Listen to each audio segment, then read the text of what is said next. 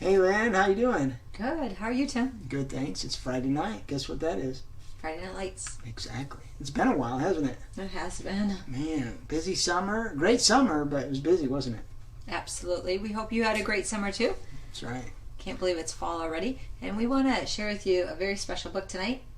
Yeah, it's called Strength Finder.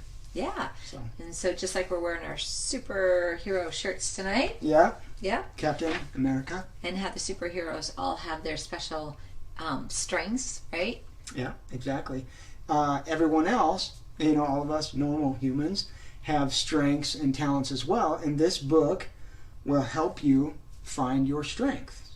Absolutely. This book is gold. The main concept behind this book is it's kind of trying to rewire the world in a way that is resolved around trying to fix your weaknesses. And so it's like saying, hey, instead of working on your shortcomings, why don't you find out what your strengths are and put your energies there? And that has shown to help people be more engaged, be more successful, and quality of life. Absolutely. And so there is this book that you can buy at the bookstore or you can get online. I think, Tim, you found yours for like $22. If you bought it at like Barnes & Noble, maybe $32. I don't know. But the biggest thing is there's a test inside. You want to make sure that test has not been used. Right. So. Yeah. So if you find that you're going to buy your book for $10, beware that the code might be already used when you go to try to redeem your code to take the test. Right. So that the envelope's not open and there's a code inside and that's what you put in. So we did our test tonight, but actually years ago when our kids were in high school, Tim had them do this book and this test and found their strengths, right? That's right, yeah. Actually, some of the studies in the book have talked about that people are 6 times more engaged and 3 times more likely to say that they have a better quality of life when they work on their strengths and pursue that. That's pretty cool. Yeah, that's neat. Yeah. So Linda was saying before, we should ask you as our audience, do you know your strengths and the strengths of those around you? Right. Because you want to be able to help the people around you to develop their strengths and their potential, to pull it out of them, right? That's right. In the work field, for gobs and gobs of years, because I've been working for a long time because I'm old, when you don't do very well at something, what is the category that they put you in? They check that box. I think it's called maybe need for improvement. Mm-hmm. Yeah.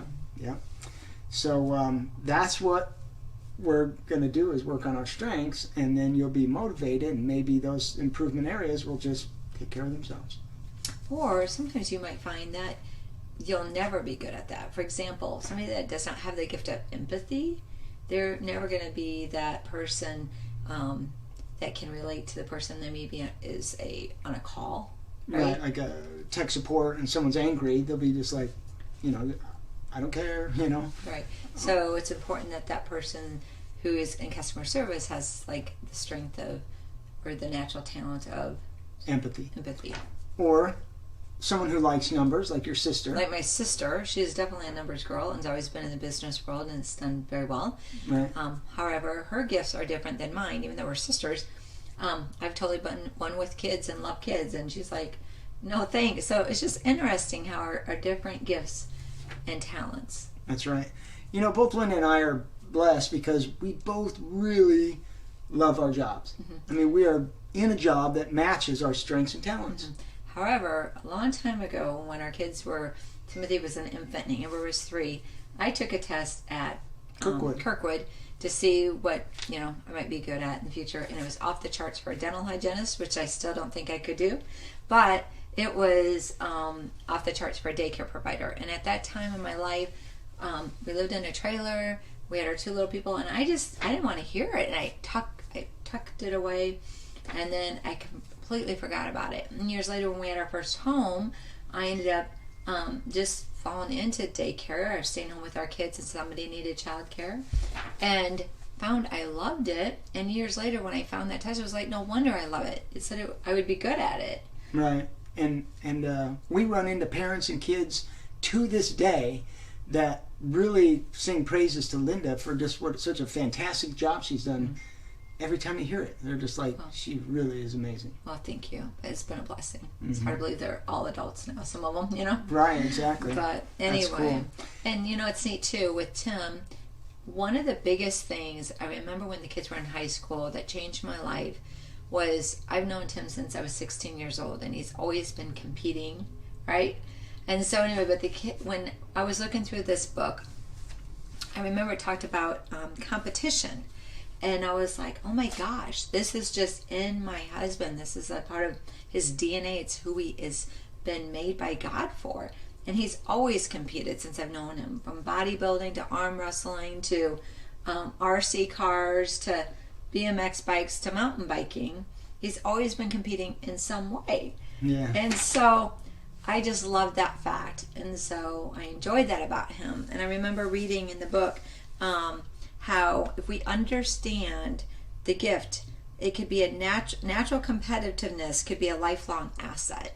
And I look at him, and I think from 16 to him being 53, look at him. He loves it. We're enjoying life, but we are recognizing each other's strengths and gifts. Exactly. And some of these, you can't change them. No, you can't. They did a study in the book, 1,000 kids in New Zealand. And what did they find, then? Well, the child's personality at the age of 3 was very similar to that child that grew up at age 26. Isn't that incredible? Yeah. But amazing. I believe it. I work with these little people all the time. They're amazing. You know? That's right.